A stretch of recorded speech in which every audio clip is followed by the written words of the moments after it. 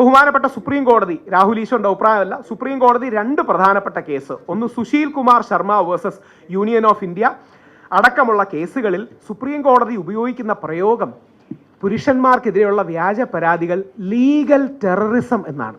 ഓർക്കുക, ഈ വാക്ക് നമ്മളല്ല ഉപയോഗിക്കുന്നത്, ബഹുമാനപ്പെട്ട സുപ്രീം കോടതി ലീഗൽ ടെററിസം, അതായത് വ്യാജ പരാതികളുടെ നിയമം മൂലമുള്ള ഭീകരവാദത്തിലേക്ക് കടക്കുന്നു എന്നുള്ളതാണ് പ്രശ്നം. ഇനി എൻ്റെ കേസിലേക്ക് വരികയാണെങ്കിൽ, എൻ്റെ കേസ് സബ്ജുഡീസ് ആയതുകൊണ്ട് ഞാൻ അതിലേക്ക് കടക്കുന്നില്ല. നിയമ സംവിധാനത്തിൽ പൂർണ്ണ വിശ്വാസമുണ്ട്. അതുകൊണ്ട് തന്നെ ഈ കള്ളക്കേസിൽ നിന്ന് ബഹുമാനപ്പെട്ട കോടതി കുറ്റവിമുക്തനാക്കുമെന്ന പൂർണ്ണ വിശ്വാസമുണ്ട്. ഞാൻ നേരത്തെ ഒരു കാര്യം പറഞ്ഞു, ഞാനത് വീണ്ടും പറയുന്നില്ല, പക്ഷേ നിങ്ങളതൊന്ന് അന്വേഷിക്കണം. യഥാർത്ഥത്തിൽ നമ്മുടെ നാട്ടിലെ അടിസ്ഥാന പ്രക്രിയയാണ് നോട്ടീസ് തന്നിട്ട് അറസ്റ്റ് ചെയ്യുക എന്നുള്ളത്. അങ്ങനെയാണോ സംഭവിച്ചത് നിങ്ങൾ അന്വേഷിക്കണം. അങ്ങനെയാണോ സംഭവിച്ചത്? കോടതികളിൽ കള്ളം പറയുന്നത്, കോടതികളിൽ കള്ളം എഴുതി കൊടുക്കുന്നതൊക്കെ ശരിയാണോ എന്ന് നിങ്ങൾ ദയവായി ഒന്ന് അന്വേഷിക്കണം. അതായത് കോടതികളിൽ പോലീസും പ്രോസിക്യൂഷനും കള്ളങ്ങൾ എഴുതി കൊടുക്കുന്നത്, എൻ്റെ കാര്യമല്ല, ഞാൻ ജനറലി ചോദിക്കുകയാണ്. കോടതികളിൽ കള്ളം എഴുതി കൊടുത്തു കഴിഞ്ഞാലേ നാളെ നാട്ടുകാർ എന്ത് ചെയ്യും?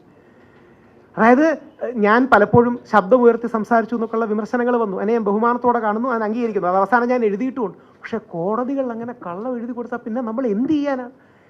അതായത് ഒരു സൈഡിൽ പോലീസും പ്രോസിക്യൂഷനും നിന്ന് വാസ്തവ വിരുദ്ധമായ കാര്യങ്ങൾ പറഞ്ഞാൽ, എന്നോട് പറഞ്ഞ് കള്ളമെന്ന വാക്ക് പറയരുത്, വാസ്തവ വിരുദ്ധം, സത്യവിരുദ്ധം എന്നൊക്കെ പറയണോ?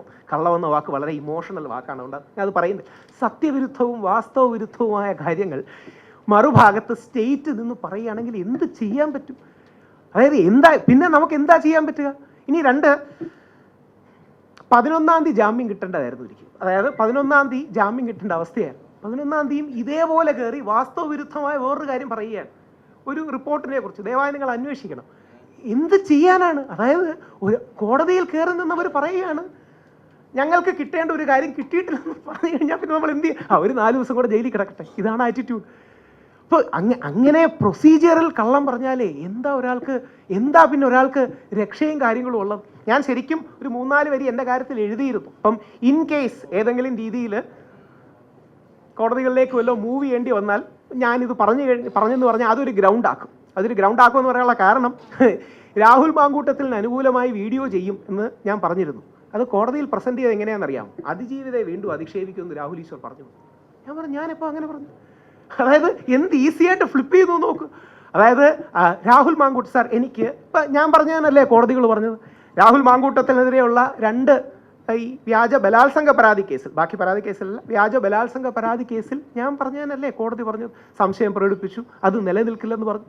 ഒരു കേസ് നിലനിൽക്കില്ല എന്ന് കോടതി പറഞ്ഞാൽ അതിനർത്ഥം പരാതി വ്യാജമാണെന്നല്ലേ?